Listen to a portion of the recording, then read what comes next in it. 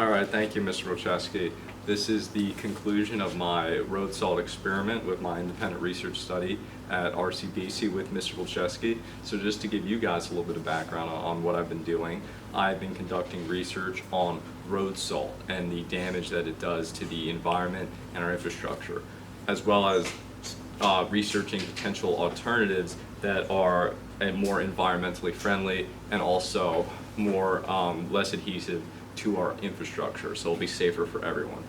My final experiment that I did involved 4 different de-icers, one of which is known as SafePaw, which is made of non-ionic deaccelerators and other solutions not including sodium chloride. The next one is actually tomato juice. And the reason I use tomato juice is because beet juice has been found to be an effective de-icer, and tomato juice has high levels of sodium chloride and sugar. So I thought it to be a potential solution. The next one is a solution that I made myself, which is a combination of tomato juice and SafePaw. And lastly, the classic road salt solution was used right here as my control group. The results of the experiment varied for each one. First of all, it was found that the road salt and the SafePaw de-icer ingredients, which are laid out in my report, were both equally as effective at the melting rate. As you can see here in the camera, the SafePaw is now, it was originally frozen, but just after a couple minutes it is now loose and can have traction, and you can see there that there is a small amount of ice left over. The same thing can be found for the road salt. If you see here, it is loose and able to walk on, and right there there's a small level of ice that is still currently left. So these were the most effective solutions. Unfortunately, both tomato juice solutions, both the SafePaw and the tomato juice, were not as effective. However, you can see here the SafePaw tomato juice combo is slightly less frozen, as you can see there what comes up, hard to tell on my finger there, than the tomato juice, which just upon the feel alone is much harder.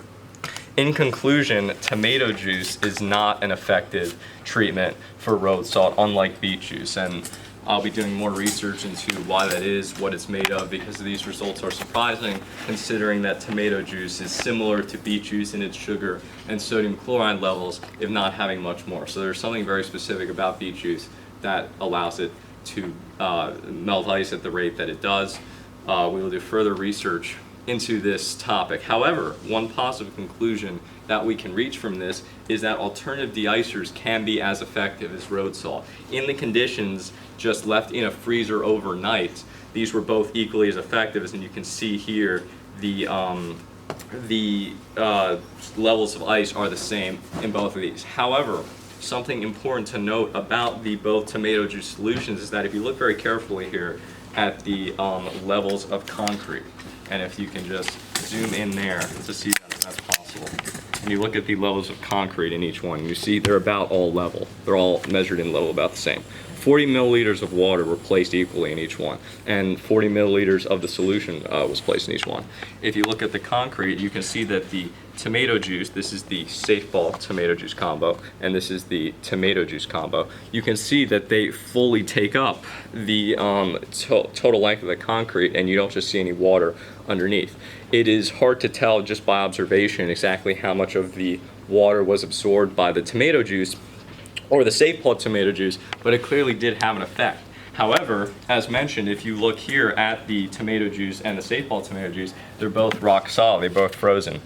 They could not withstand the temperatures that they were in. So even if they do have an effect on the road salt because of their makeup, it is still not effective because it will end up being frozen anyway, just like ice. Something that I think could be explored in the future is a potential brine mixture with tomato juice, and I believe we should continue to look into research of that kind. So that concludes the final presentation for my road salt research. Thank you very much.